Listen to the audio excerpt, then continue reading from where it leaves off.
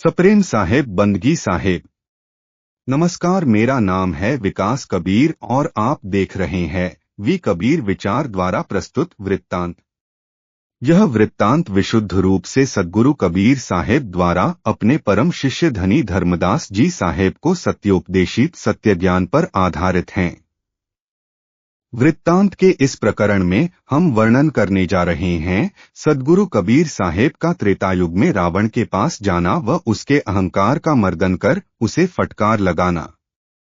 रानी मंदोदरी को चेताने के पश्चात में मुनिंद्र साहब रावण पास गया और द्वारपाल से कहा, हे द्वारपाल, तुम रावण के पास जाओ और उसे यहाँ पर ले आओ। तब द्वारपाल ने मुनिंद्र नाम साहब से निवेदन किया, हे साहिब, राजा रावण तो बहुत विकराल तथा भयंकर है।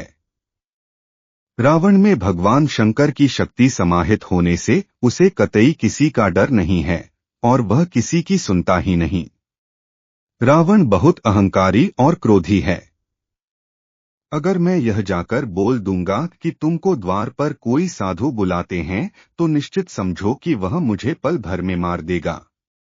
मुनिंद्र नाम साहेब ने द्वारपाल को धीरज बंधाते हुए कहा, हे भाई, तुम मेरे वचन को अवश्य मानो और रावण को जाकर बुला लावो।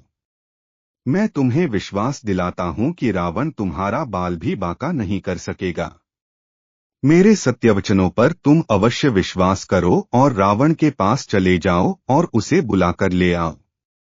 तब द्वारपाल रावण के पास चला गया और अपने दोनों हाथ जोड़कर खड़ा हो गया और कहने लगा, हे महाराज, एक सिद्ध संत आपके द्वार पर खड़े हैं, उन्होंने आपको बुलाकर लाने के लिए कहा है।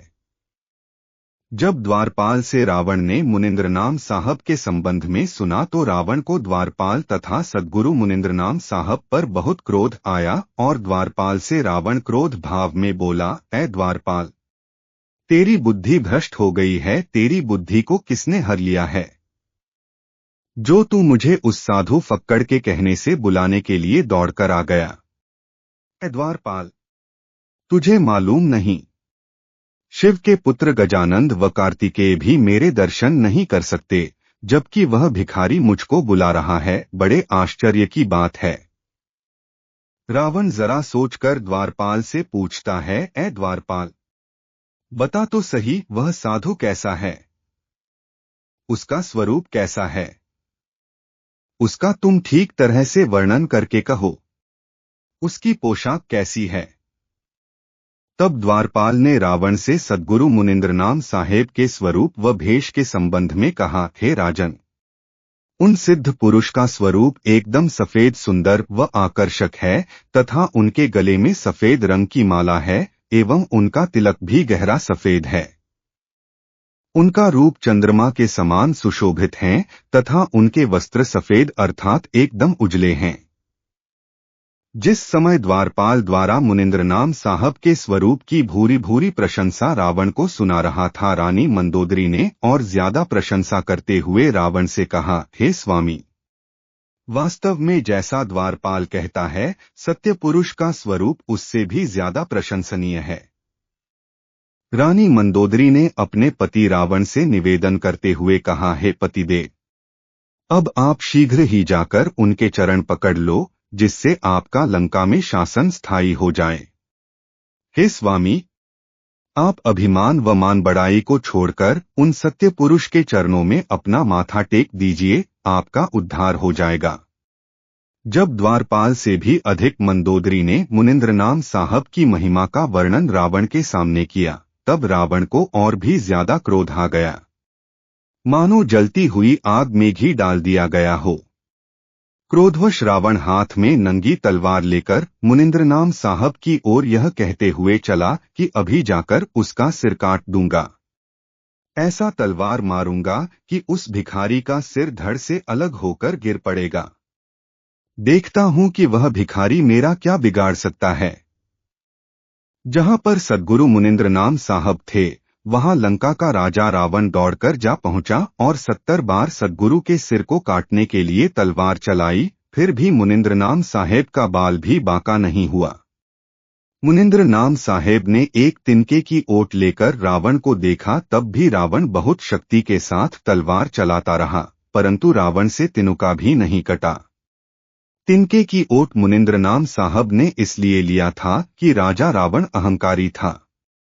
उसके तलवार से तिनका न कटने पर रावण को शर्म आएगी और इस कारण रावण का अहंकार चूर हो जाएगा। इस कारण यह उपाय सद्गुरु ने किया। इतना सब कुछ होने पर रानी ने अपने पति रावण से कहा, हे पतिदेव, अब आपके पास शेष क्या रह गया है? आप इतनी तलवारें चलाने पर भी साहिब का बाल बांका नहीं कर सके, यहां तक इनके सामने एक तिनका भी नहीं काट सके। अब तो अपने अहंकार को छोड़ दो। क्या अब भी आपको शर्म नहीं आती? अपना भला चाहो तो सतगुरु मुनिंद्र नाम साहब के चरण पकड़कर क्षमा मांग लो। इनके चरणों में गिर जाओ तो आपका उद्धार होने के साथ साथ लंका में आपका शासन भी सुदृढ़ हो जाएगा। आपका व आपके वंश का लंका में अटल राज रहेगा। रावण ने कहा कि मैं सेवा बंदगी तो शंकर भगवान की ही करूंगा, जिन्होंने मुझे लंका का अटल राज दिया है। शंकर भगवान के चरणों में ही माथा टेकूंगा और पल पल क्षण क्षण उन्हीं को प्रणाम करूंगा। जब मुनिंद्र नाम साहब ने रावण के अहंकार से भरे विवेकहीन शब्द सुने तो बोले, रावण, तुम बहुत नासमझ तथा महाघमंडी हो। तू मुझे नहीं पहचान पाया है, तू कालवश है। अब मैं तुम्हें सही बात कहता हूं, जिसको कान लगाकर सुन ले। राजा दशरथ के पुत्र रामचंद्र जी तुम्हें मारने के लिए लंका में आएंगे। तेरे साथ तेरा वंश भी मारा जाएगा, तुम्हारे मांस को कुत्ते भी नहीं खाएंगे।